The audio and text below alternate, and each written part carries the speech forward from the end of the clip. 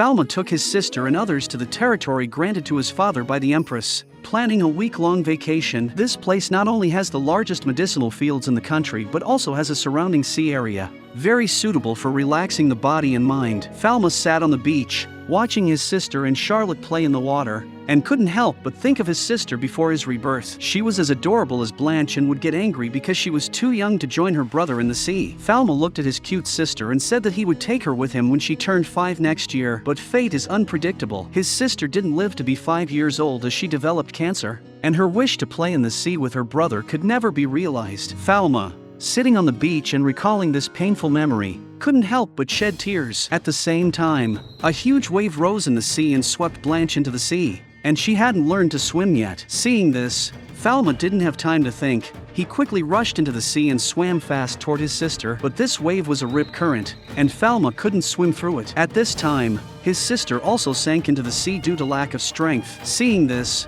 Fama also dived in. In his previous life, he had already lost a sister. He couldn't let his sister leave him in this life too. His strong desire to save people erupted with terrifying power. The next second, a huge hole appeared in the sea, directly eliminating several meters of surrounding seawater. Fama, his sister, and Eleanor, who also came to rescue, all fell into the seabed. Eleanor staggered to her feet, still unclear about what had happened. When she saw Fama supporting this vacuum zone in front of her, she was shocked. She had not expected Fama to have such terrifying power, not only to eliminate the seawater in this area, but even the sand under their feet was dry. What kind of strength would it require to do this? With Falma's help, they safely returned to shore. His sister, frightened, started crying in Falma's arms. Fama quickly used his divine eye to check if his sister was alright. Fortunately, no seawater had entered her body, otherwise, the problem would have been serious. Seeing that everything was fine, Eleanor hurriedly asked Fama what had happened with his power. However,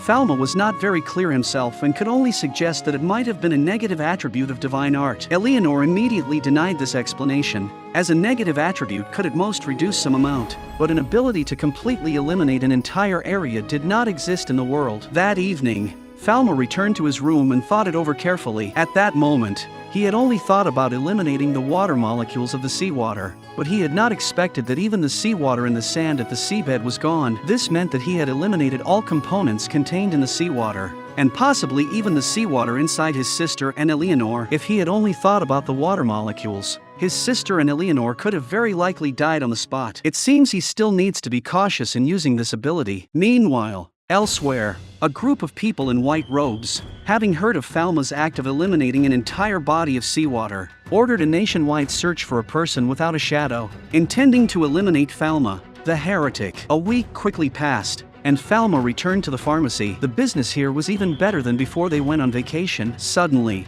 he noticed 2 suspicious people in white robes and approached them to ask what they needed. However, they did not respond, just glared at Falma fiercely before leaving. Later, Fama asked Charlotte and Eleanor about it, and it turned out that they had also encountered these people. When Eleanor and others asked these white-robed people what they needed, they ignored them and just kept staring at Fama. But now, there was no information about them, so they could only ask the guards to be more vigilant. The next morning, as the early shift guard was handing over to the night shift guard and they were unlocking the door, a carriage suddenly rushed out from behind, loaded with a full load of mud. Fama hurried to the scene after hearing that his pharmacy had been hit, and saw a big hole in the wall. Mud was everywhere, inside and outside the pharmacy. Fortunately, the pharmaceutical room was unharmed, and Eleanor had previously moved some medicines to the cosmetic store. Even if the pharmacy could not open today, customers could still go there to buy medicines. Just as Fama and the chief director were discussing how to repair it, the first regular customer, an old man along with a group of young men who often went to see and liked the pharmacy's VC candies, came over to help repair the pharmacy. Not just them, the surrounding residents also spontaneously came over to help. Fama was deeply moved,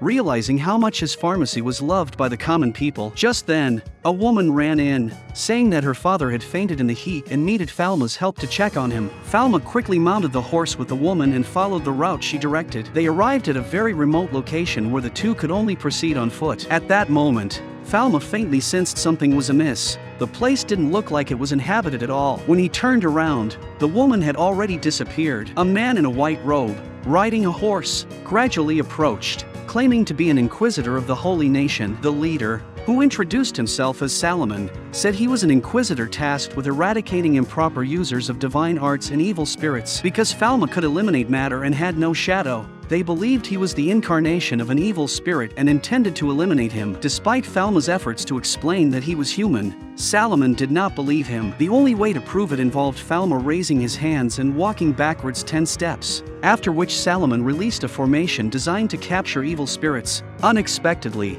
it had no effect on Falma. This indirectly proved that Falma was not an evil spirit. Yet they still refused to accept this fact and attacked him. An inquisitor released flames to surround Falma. Seeing that the situation was serious, Falma quickly generated nitrogen to envelop himself. Then, by eliminating the surrounding oxygen, the flames were extinguished. This move led the opponents to think Falma had a negative attribute related to fire, so they sent an ice inquisitor to attack him. The inquisitor summoned ice spears that flew towards Falma, who raised a shield to block them. At this point, Falma still wanted to explain that he was truly human and urged the others to stop fighting him. However, seeing Falma's strength, they disregarded his life and resolved to kill him, using their strongest divine arts, Wrath of the Earth, Koan Dragon Spiral, Wind Slash, and Flame Rush. A massive explosion enveloped Falma in smoke. Just when they thought Falma was gone, the smoke cleared, and Falma was seen encased in a large block of ice, unharmed. Now truly angry, Falma initially wanted to talk things over but found himself forced to retaliate. He generated a huge iceberg in the air, using it as leverage to make the others back off. He preferred using his powers to save people rather than for fighting. At that moment, Salomon noticed the holy symbol on Falma's arm and realized Falma's endless divine power and shadowless body. Knowing that the essence of a god is light, which casts no shadow, he finally understood Falma's true identity. Falma was the god of medicine, and they were serving in a temple that worshipped the guardian gods. Completely panicked, Salomon immediately knelt down to apologize to Falma. His left leg had been injured during their encounter, likely fatally so, and he decided to atone with his life. He pulled out a knife and aimed it at his neck, but Falma, not wanting to cause a death, quickly stepped forward and eliminated the knife, then used his divine eye to examine Salomon's injury, initially diagnosing it as an open fracture. The blue light turning to white confirmed Falma's diagnosis was correct. So, Falma tentatively proposed an amputation treatment plan. Unexpectedly, the white light turned red. This was an unprecedented situation. Falma could only assume that amputation might lead to infection and result in sepsis, which would cause Salomon's death. Therefore, Falma proposed a bone repair plan instead. As expected, the red light turned to white and then slowly disappeared. But who would perform the surgery? Falma was just a pharmacist and had never operated on a surgical table. However, in this other world, no one else was qualified either. If Salomon's leg was not treated within 6 hours, the risk of infection was very high. With no other choice, Falma had to do it himself. He first created a surgical table and sent someone to fetch a horse-drawn carriage. Falma set up a simple tent where he would perform the surgery, although he had only performed surgeries on experimental animals. Now no one else could take the lead. He first administered spinal anesthesia to Salomon by injecting bupivacaine into the spinal canal, then tested the anesthesia with a piece of ice. Once the anesthesia took effect, he began the surgery. With Falma's efforts, the surgery was very successful, although it was unclear how well this emergency treatment would recover. Fortunately, Salomon's life was no longer in danger. After this incident,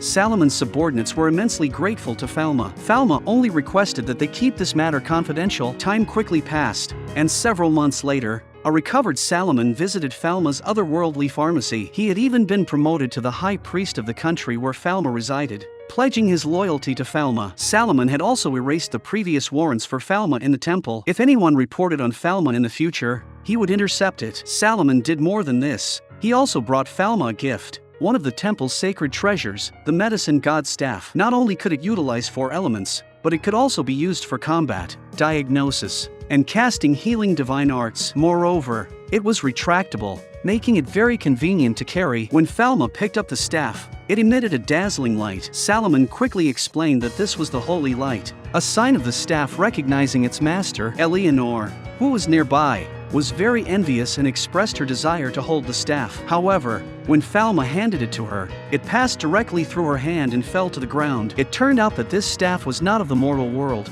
Only a god could hold it. After picking up the staff again, Falma suddenly felt a strange sensation. He asked Salomon if it could fly, and Salomon confirmed that the records indeed mentioned this. Thus, Falma sat on the staff and floated up. After delivering the gift, Salomon prepared to leave. Before leaving, he gave Fama another gift, a divine talisman that could suppress divine power. Using it, Fama could have a shadow like a normal person. This made Fama very happy. It was indeed a great help. With his extensive knowledge of medicine from his previous life, Falma's medications were not only effective but also very affordable. However, this also attracted the envy of his peers. Because of the existence of the otherworldly pharmacy, their businesses and reputations plummeted. The president of the Commoner Pharmacist Association, in an attempt to ruin Fama, even sent a horse-drawn carriage filled with sludge to destroy the pharmacy. They thought this would shut down Fama for a while, but with the help of the surrounding crowd, the pharmacy was back in business in a very short time, and the business was even better than before. In a fury,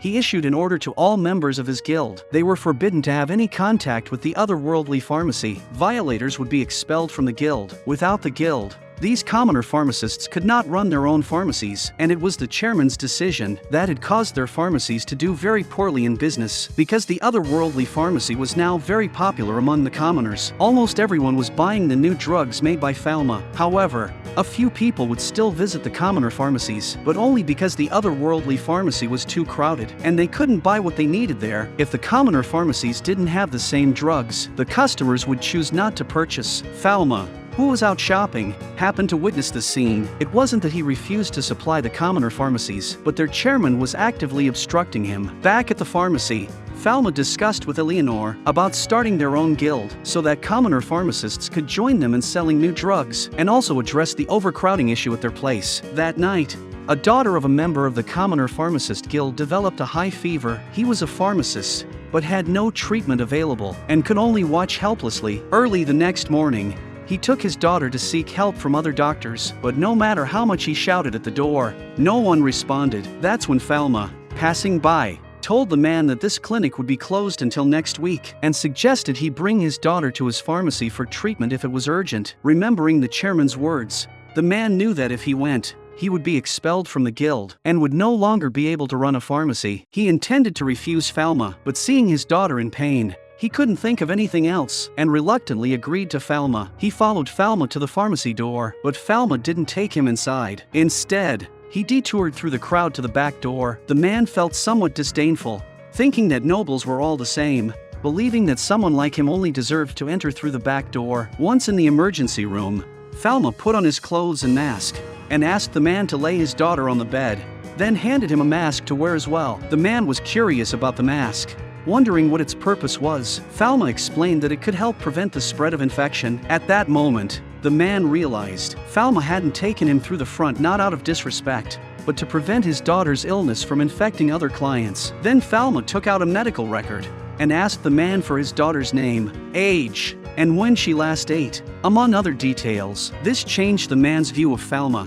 Surprised that he would ask so much just for one patient, after the basic questions, Fama asked about the girl's weight, but the man had never measured it and didn't know. Fortunately, Fama had made a scale. He had the man hold his daughter and step on it, then weigh himself alone. The difference would give the daughter's weight. The man asked what the use of knowing the weight was. Fama explained, only by knowing the weight could the exact dosage of the medication be determined. Too much or too little could affect how well the medicine worked. The man was utterly shocked. Commoner pharmacists always prescribed half the adult dosage for children, never as precisely as Fama. After a series of checks, Fama diagnosed the girl's condition as just a severe common cold. He then prescribed a bottle of zanamivir, an inhalable medication, and explained that they would need to practice how to inhale it. However, as the girl still had a high fever, Fama also prescribed acetaminophen to reduce the fever. After taking the medicine, Fama asked the girl to lie down and rest for a while. If she could swallow, the man was to give her some water. Fama then had to attend to other matters but promised to return later to check on her. Watching Fama leave, the man couldn't help but deeply respect him and bowed profoundly. That evening, as the girl had mostly recovered, the man prepared to take her home. Fama packed 5 days' worth of medication for him and instructed him to administer it to his daughter on schedule. He mentioned that if her condition worsened at night, the man could come to the pharmacy and call him. Although they were closed at night, Fama would get up to see patients if necessary. At the door, the man asked about the medical fees, expecting them to be expensive and explaining that he might not be able to pay immediately. Fama told him not to worry, the charge was only the price of a loaf of bread. He kept the prices low so parents could bring their children for treatment without concerns. This completely changed the man's view of the otherworldly pharmacy and made him realize why their commoner pharmacy could not compete. When the chairman gathered them to discuss how to deal with Fama, the man could no longer sit still. He stood up and rebuked everyone, asking if they had ever visited the otherworldly pharmacy or seen the medications they sold. He suggested they visit once, saying that just one visit would show them why they couldn't compete. In contrast, they sold products of unknown efficacy, almost deceiving patients, which he called a disgrace to pharmacists. These words enraged the chairman, who expelled the man from the Commoner Pharmacist Guild on the spot, confiscated his license and medications, and destroyed his shop. The pharmacy was opened with a loan, and now, expelled from the guild, his source of income was essentially cut off, leaving them unable to sustain themselves in the country. At this time, Fama passed by and recognized the man as the one who had sought treatment for his daughter. Fama told him that he had recently obtained approval from the Empress to register a guild. Joining would allow him to sell and formulate medications from his own pharmacy. Fama sincerely invited him to join, and soon, a cooperative shop of the otherworldly pharmacy was about to open. The man carefully checked that the medications were properly displayed, fearing any oversight. With a nervous heart, he approached the door, hesitating to pull the handle, worried that no one would come since it was neither the otherworldly pharmacy nor had Fama. At that moment, his daughter tugged at his sleeve and encouraged him, saying, "Daddy, you can do it." Then, with newfound courage, he opened the door, and a beam of light entered, and he was surprised by the customers in front of him. The Black Death, also known as the Plague, massively erupted in medieval Europe, directly causing the loss of half of its population. If one contracted bubonic plague, there was still a glimmer of hope for survival. However, once infected with pneumonic plague, the mortality rate could nearly reach 100%. One day, Falma's father received a letter from Falma's brother, who was studying at the world's best medical school. Everyone thought he was ready to come home with this letter, but Falma's father, with a grave expression, said that his return might need to be delayed. After reading the letter, he called Fama into his office and told him that his brother mentioned in the letter that a contagious strange disease had broken out on a small island in a neighboring country, leaving none of the over 1,000 inhabitants alive. Although everyone died, preventing the spread of the disease, their goods were loaded onto a ship. Soon,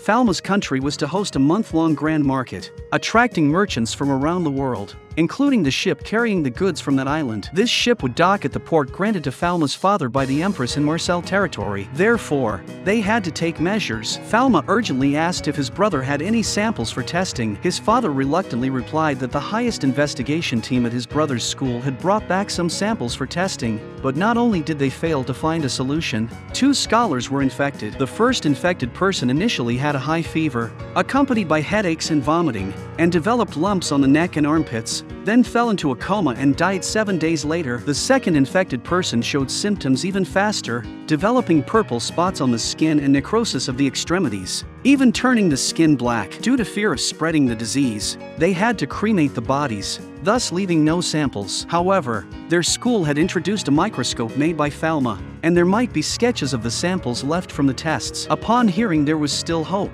Fama asked his father to write to his brother to send a copy of the sketches. Soon, Falma's brother's pigeon-delivered message arrived, and Charlotte quickly brought it to Falma. Upon opening the sketch copy, Falma saw exactly what he expected. The strange disease was the Black Death. With less than 2 weeks until the market, they had to initiate epidemic prevention measures. Fama first sent 2 students of Eleanor to set up quarantine stations on his father's territory after teaching them how to check for the Black Death. Then he and Eleanor went to the office to discuss strategies with his father. However, his father admitted that all they could do against the Black Death was to block its spread, as they had no medicine to combat it. At that moment, Fama mentioned he had a treatment drug called levofloxacin, an effective medication against the Black Death. Although currently only he could synthesize it, he would quickly make the necessary amount and then distribute it through the pharmacy. After finalizing their strategy, they approached the Empress to impose controls at all city gates and restrict all merchant caravans coming to the capital to specific routes. Additionally,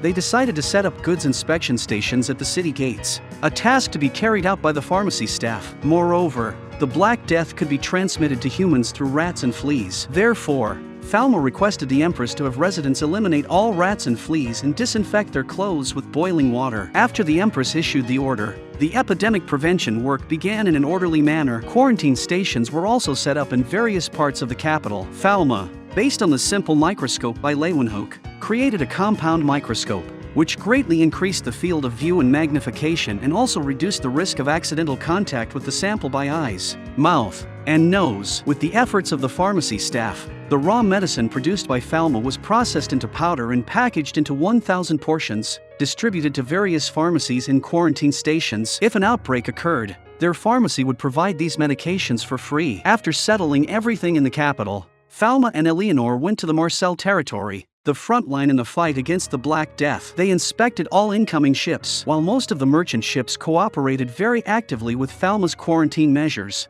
a small minority, looking down on Fama as just a child, did not comply with the epidemic prevention measures. Just as Fama was unsure what to do, a voice shouted, "Fire! You fools! If you want to enter the Empire's port, you must follow the Empire's rules." It turned out to be an elderly man who liked to buy vitamin C at Falma's pharmacy. Falma's confusion was finally resolved. The elderly man was the admiral of the Empire's strongest Scarlet Fleet, which is why he often went to sea. With the strong military suppression, those who did not cooperate could only obediently accept the quarantine. After completing the quarantine, Fama just returned to his tent to prepare today's report when someone reported an emergency in a small fishing village to the west of Marseille. Some people, unable to wait for the quarantine, had sneaked ashore from the village. Now an outbreak had occurred in that village, causing some deaths. Fama could not sit still any longer. He had to go there immediately. Thus, he handed over the tasks at the port to Eleanor to speed up. Fama took out his magic wand to fly there. With the help of the magic wand, he quickly arrived at the village. At that moment, a group of people were preparing to flee the village with a horse-drawn carriage. Fama quickly descended to block them and told them that going out was nothing but a dead end and would also spread the Black Death. If they returned for treatment, they could survive. However, seeing that Fama was just a child, they obviously did not believe him and tried to break out. This infuriated Fama, who then used his magic wand to create an ice prison. Seeing Falma's strong ability, the people were shocked and dared not flee anymore. Fama also took off his hat at that moment, revealing his identity as a court pharmacist. Only then did the villagers agree to cooperate with Fama in carrying out epidemic prevention work. Arriving at the village committee, Fama took out a map and told everyone that he would divide the entire village into 3 areas: severe case area, infected area, and non-infected area. This separation would effectively prevent cross-infection. After dividing the areas, Fama put on protective clothing and went to the isolated area, where all the symptomatic infected were housed. As Fama walked in, the people inside, seeing a child coming in, wanted to expel him. Fortunately, one of them, who had previously fought alongside Fama, spoke up about Falma's identity as the god of medicine, thus clearing up the misunderstanding. Fama activated his divine eyes to diagnose everyone present. 12 people were infected with the Black Death, 2 had other diseases, and 1 was dead. Fama administered levofloxacin to those with the Black Death. Patients with other diseases were treated and then quarantined for 14 days before they could go home. After completing these tasks, Fama instructed the priests to find those who had smuggled themselves ashore along with their goods. In the imperial capital, Falma's father called a soon-to-retire professor into his office. She specialized in microbiology, a concept not yet widespread in this otherworldly era, resulting in continuous cuts to her funding. She thought she was being called in to have her funding completely cut off, which saddened her. However, Falma's father informed her that there was a new report requiring her to identify a new type of microorganism and extract substances from it for new drug production. This microorganism, which grows by extending mycelium, belongs to the actinobacteria, specifically the genus Streptomyces. The professor, having cultivated this actinobacterium in her lab years ago, was overjoyed at the prospect that her disregarded laboratory might one day save the world. Although they had the actinobacterium, creating the new drug was not immediate. Further efforts were needed. In the fishing village, Fama had already brought the epidemic under control. All that remained was for the villagers to ensure no one wandered in or out and to deal with rats and other animals to prevent another outbreak. After 14 days, they could lift the quarantine. Having issued these instructions, Fama took off on his medicine rod to fly towards the horizon. In the sky, Fama saw thick smoke in the distance, guessing it was the priests burning the contraband goods, and hurried over. Upon landing, Fama encountered the trapped smugglers, who, due to illness, lacked the strength to proceed and had been abandoned by their companions. Fama questioned them about their associates, but they were very tight-lipped. Out of necessity, Fama threatened them, stating that they were already infected with the Black Death and that without treatment, they faced certain death. He had the medication, and if they wanted it, they needed to be honest to save their lives. They revealed their cargo included 2 looms, a box of spices, and a cage of white squirrels, all shipped from an island infected with the Black Death. There were 24 porters involved, along with 5 knights. Hearing this, Fama realized the potential source of the infection might be the white squirrels, and the involvement of 5 knights, who usually served nobility, suggested a conspiracy. Fama recalled a previous incident where the Empress had contracted the plague, likely orchestrated by this group. In the imperial capital, Charlotte was distributing masks on the streets, ensuring everyone entering the city wore one to significantly reduce the transmission rate of the Black Death. Meanwhile, a hurried epidemic prevention worker approached the tent, holding a problematic specimen that the gate inspectors couldn't identify. The pharmacy staff examined the specimen under a microscope and confirmed, just as Fama had depicted, that it was indeed the Black Death. He immediately sent someone to find that person and isolate him. Suddenly, a loud boom erupted from the city gate. It was the 5 knights who came with the cargo ship. They attacked the city gate. Although the guards lowered the barrier, it was broken with a single strike. After the knights entered the city and knocked down the guards, they pushed out a cage. Before anyone could understand what was happening, one of the knights used a holy tornado to send the cage flying. The squirrels inside scattered in all directions, quickly settling in various corners of the city. A staff member from the nearby pharmacy quickly realized they intended to spread the epidemic through the squirrels, so he hurriedly asked the guards to ring the alarm bell. When the people in the city heard the bell, they understood that the capital's epidemic defenses had been breached. The Empress summoned Falma's father and others to discuss countermeasures, to see if they could find out who was behind this incident. At that moment, Falma's father recalled someone. He told the Empress, the person capable of causing this epidemic must be very familiar with the Black Death. During his university days, he had a peer, a medical genius, but fond of conducting cruel experiments on living people. This man lacked the most basic human conscience and morals. His actions quickly attracted the attention of the Inquisitors. The Inquisitors sealed his divine powers, demoted him to a commoner, and then exiled him. But before his exile, he conducted poison experiments on a large number of captives. The poisons he developed were communicable diseases. It's likely he's also behind this outbreak of the Black Death. Meanwhile, at the city gate, the knights and guards were engaged in battle. Just as the guards were about to give in, Salomon arrived with the priests. He stripped the knights of their divine powers, preventing them from causing further harm. At that moment, Fama and his father arrived. They arrived just as the guards were interrogating the knights. It turned out that the knights didn't know what they were transporting, nor did they know their purpose was to spread the Black Death. They were merely being manipulated by a man possessed by an evil spirit, threatened with the lives of all the citizens to carry out this deed. At that point, Falma's father stepped forward and asked, "Does that man have a burn scar on his left face?" After receiving an affirmative answer, Falma's father knew who the mastermind was. It was his fellow disciple, Camus. After the situation with the knights was resolved, the bell also stopped ringing. On the other side, Charlotte, seeing the crisis was over, insisted on returning to the pharmacy to check on things. Although the chief steward tried to stop her, pink hair ran past before he could finish speaking. At that moment, Fama, through his divine eyes, saw a dark figure on the pharmacy's upper floor. That person must be Camus. He hurriedly instructed the guards to ring the alarm bell again and ran over. When Charlotte and others arrived at the bottom of the pharmacy, seeing the windows upstairs open, they thought Fama had come back. When the bell rang again, the chief steward, without time to think further, decided it was safer to first open the main door and return to the pharmacy. But he was also puzzled, as the windows were clearly closed when they left. How could the windows be open without the doors being opened? Before he could figure it out,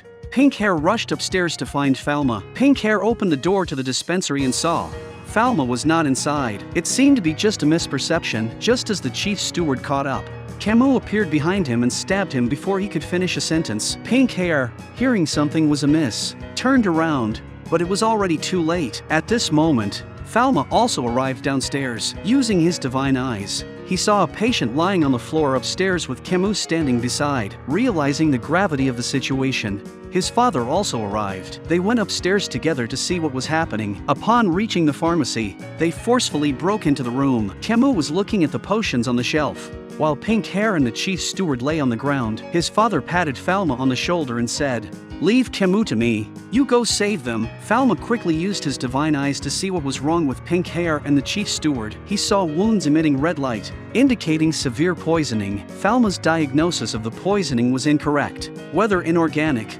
organic, or alkaloidal. Meanwhile, the duel between his father and Camus, now a malign spirit, intensified. But his father quickly began to lose. Meanwhile, Fama finally realized that the easiest poison to obtain in this world would likely be from the aconitum species. He diagnosed aconitine poisoning. The red light flickered. Fama quickly neutralized the aconitine, but the red light reappeared, indicating another poison. After diagnosing many poisons incorrectly, he finally got a reaction with batrachotoxin. Upon its elimination, the red light immediately disappeared, saving the lives of Pink Hair and the chief steward. By this time, his father had been defeated by Camus. Camus, standing by the medicine shelf, picked up a bottle of white phosphorus and said to Fama, "With all these unknown poisons, you should become like me. One day, you will be misunderstood by the world and become a malign spirit like me." But Fama was different. He was a person with a just heart and didn't indulge Camus. Fama punched him out of the pharmacy with a punch that erupted with immense energy, shattering the wall. "Disappear," Fama said fiercely as he knocked Camus to the ground. Then, with a strike from his staff descending from the sky, a dazzling light burst forth. After eliminating Camus, Fama and others rejoined the fight against the epidemic, distributing medicines for free in the epidemic area. Eventually, they developed streptomycin, producing antibiotics that completely controlled the Black Death. 2 months later, the capital achieved zero increase in Black Death cases. Their fight against the epidemic was finally successful.